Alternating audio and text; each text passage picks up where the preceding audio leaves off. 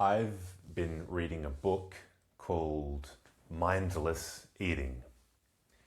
It's about the eating that we do, the overeating that we do without thinking about it. The argument of the book is that the weight we gain, the weight we put on, usually doesn't happen because we eat lots at once.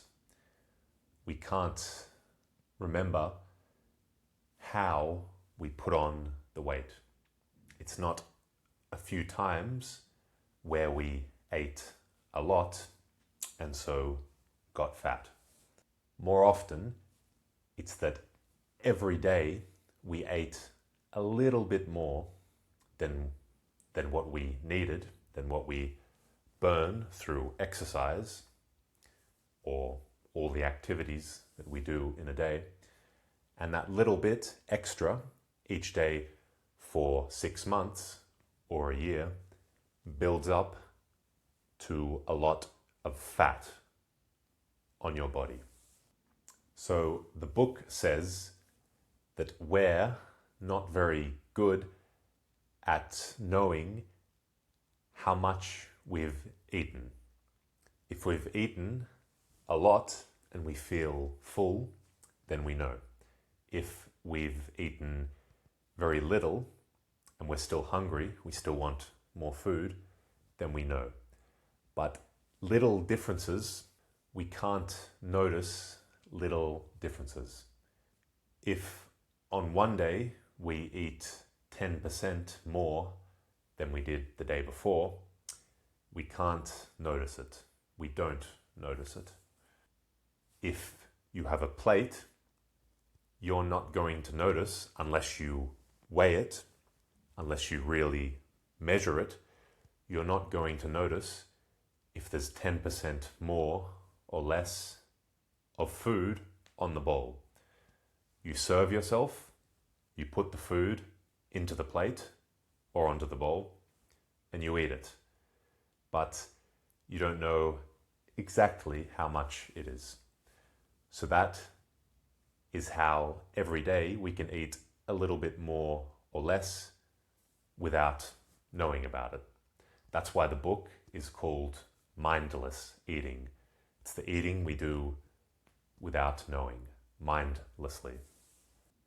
One part of the book that I found very interesting is talking about how we underestimate how much we eat, how many calories, how much energy is in what we're eating. But we don't always underestimate it. We don't always think that there's less calories, less energy than what there actually is. Or at least we don't underestimate it to the same extent. If there's a little bit of food, we're pretty good at guessing, at estimating how many calories are in it, how much energy, how much fat it's going to bring into our bodies. But the bigger the meal is, the bigger the meal, the more food there is, the worse we get at guessing, at estimating how many calories are there. We start to underestimate more and more. What we think is in there starts to become less and less than what is actually in the food. So the problem is that we eat big meals. We have big bowls, big plates, big spoons.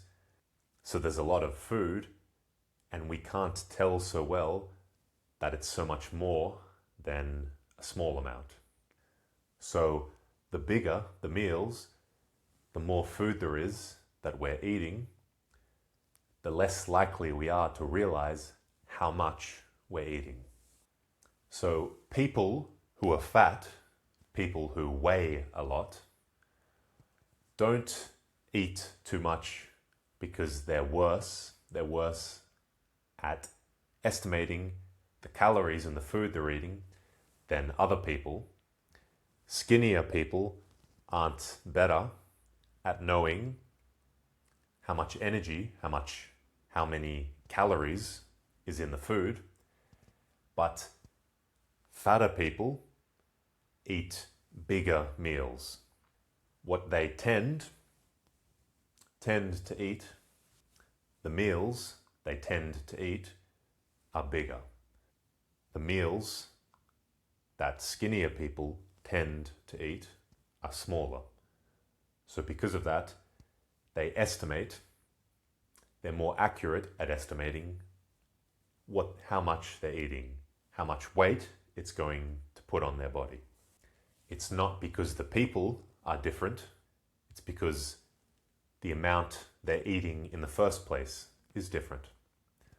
So why do some people eat bigger meals, have more food in front of them when they're eating breakfast, lunch, or dinner, and other people have less food? The book argues it's because of their environment. One simple environmental factor is the size of the bowls or the size of the plates.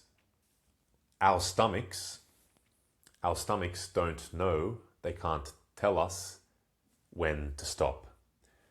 When we've eaten too much and we're really full, then we know.